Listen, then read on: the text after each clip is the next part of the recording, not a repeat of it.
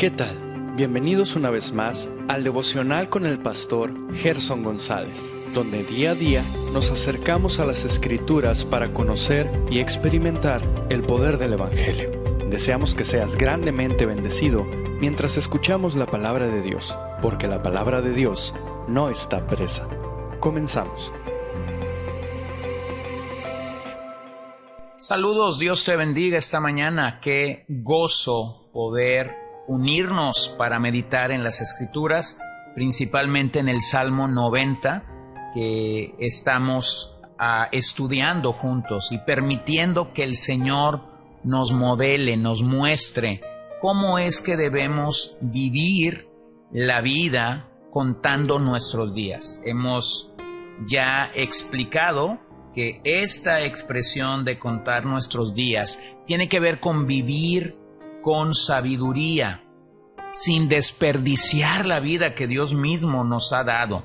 Tiene que ver con madurar y no comportarnos como niños el resto de la vida. Así que permíteme tomar las palabras del puritano Robert Hawker cuando escribe Orando a la eternidad. Precioso Jesús, déjame ir al lugar donde tu pueblo ora. Déjame escuchar tu voz invitándonos a estar contigo. Seguiré al Cordero donde quiera que vaya. Te seguiré al lugar donde se reúne tu pueblo.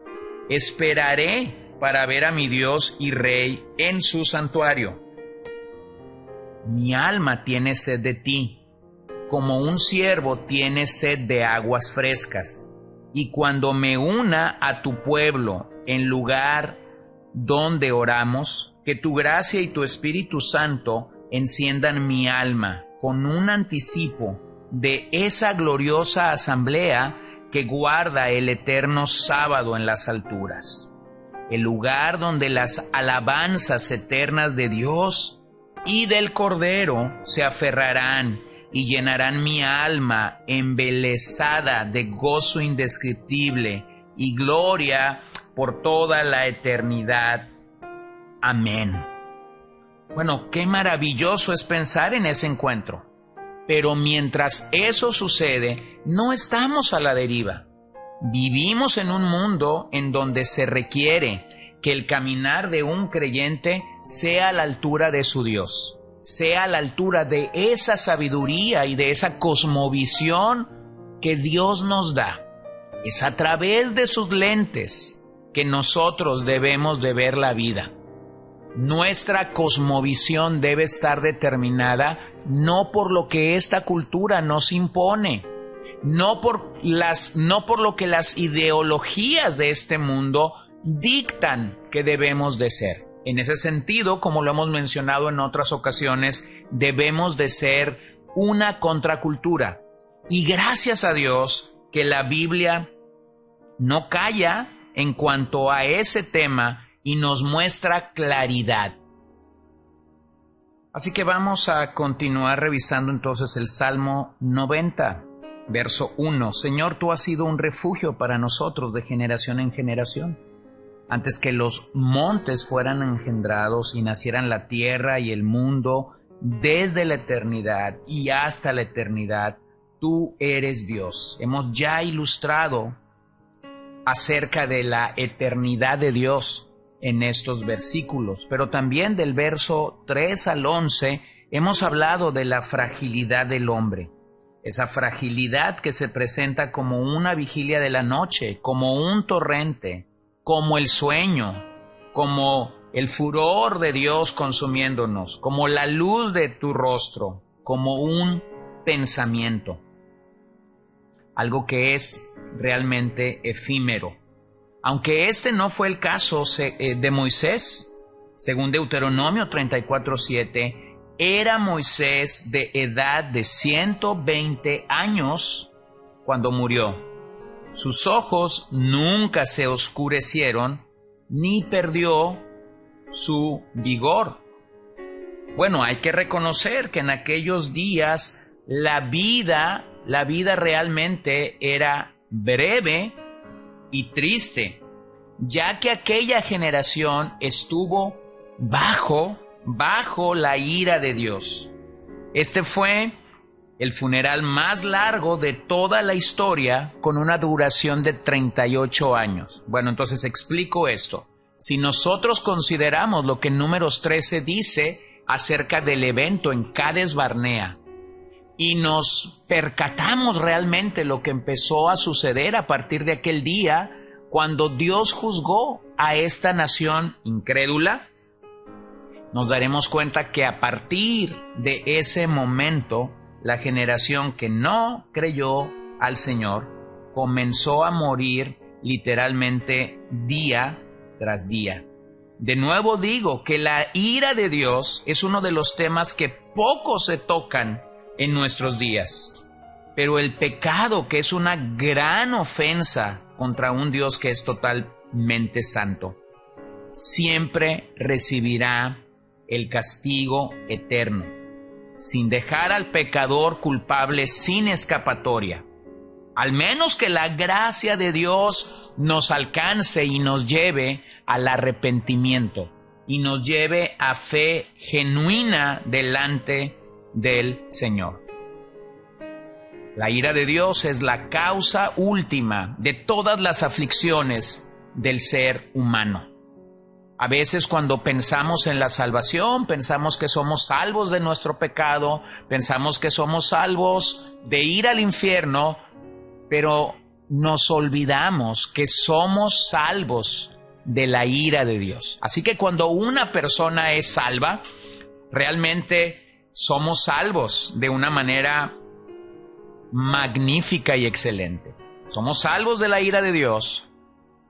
Somos salvos de la ira de Dios. Somos salvos de nuestro propio pecado, es decir, de nosotros mismos, y somos salvos de ir al infierno. Por esa razón, el autor, en los últimos versos, presenta dos ruegos ante Dios. Verso 12. Enséñanos a contar de tal modo nuestros días, que traigamos al corazón sabiduría. Vuelve, Señor, ¿hasta cuándo? Y compadécete de tus siervos. Sácianos por la mañana con tu misericordia, y cantaremos con gozo, y nos alegraremos todos nuestros días. Alégranos conforme a los días que nos afligiste, y los años en que vimos adversidad. Manifiéstese tu obra a tus siervos, y tu majestad a sus hijos, y sea la gracia del Señor nuestro Dios sobre nosotros. Confirma pues sobre nosotros la obra de nuestras manos. Sí, la obra de nuestras manos confirma. En este punto, Moisés pide dos cosas para su vida y su caminar con Dios: sabiduría y misericordia. Estos dos aspectos son tan necesarios en la vida de un hijo de Dios. Continuamente debemos pedir sabiduría al Señor y pedir su misericordia sobre nosotros. Qué oraciones tan más importantes para un creyente. El verso 12 ruega por sabiduría, nos llama a usar de la mejor manera el tiempo que Dios nos permite con vida aquí en la tierra. La razón es simple: todos moriremos en algún momento. Pero para Moisés hay que examinar la vida con prudencia y sobriedad. Esto es contar los días. Así que la pregunta es: ¿cómo estás usando tu tiempo a la luz de la brevedad de la vida? Bueno, debemos ser sabios en el cómo estamos invirtiendo nuestro tiempo. No seamos como aquel rico que acumuló tesoros en la tierra, pero que a la vez que acumulaba tesoros, se iba olvidando de Dios. Esta sabiduría de la que hablamos, nos debe llevar a depender de Dios en todo momento y en toda situación. Esta sabiduría que viene de Dios es su evangelio. Es su manera de ver la vida, mediante el cual se nos regala todo tipo de bendiciones espirituales. Bueno, ¿quieres una muestra de esto? Efesios 1, Efesios 2, Efesios 3. Se nos habla de estas bendiciones que el Señor está otorgando a los suyos.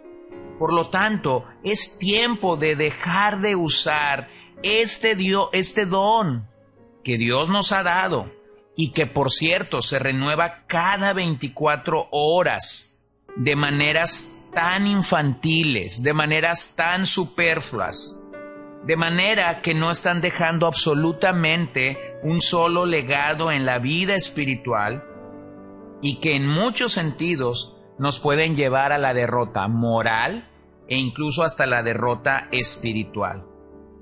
Nuestros días se caracterizan por muchas personas que están atrapadas en una existencia sin significado, sin ningún tipo de enfoque y de propósito para glorificar a Dios a través de decisiones sabias. Estamos a veces muy alejados de las palabras que Pablo dijera a los filipenses en esta carta, cuando él dice: para mí el vivir es Cristo y el morir es realmente una ganancia. Así que permíteme terminar leyendo lo que el propio Moisés está diciendo en Deuteronomio 32, verso 29. Ojalá que fueran sabios, que comprendieran esto, que discernieran su futuro, es decir, que lo entendieran.